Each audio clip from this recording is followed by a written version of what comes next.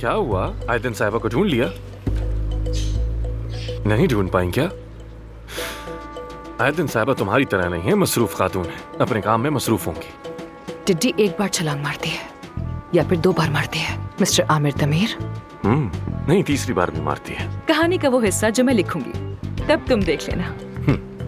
तुम्हें वाकई यकीन है कि तुम मुझे इस हॉस्पिटल से निकलवा सकती हो? और नहीं तो क्या। और तुम इस हॉस्पिटल की मालिक भी नहीं बनना चाहती, है ना? मेरा मसला क्लिनिक नहीं है, मेरा मसला तुम हो। तुम मुझे फंसाने की कोशिश कर रही हो?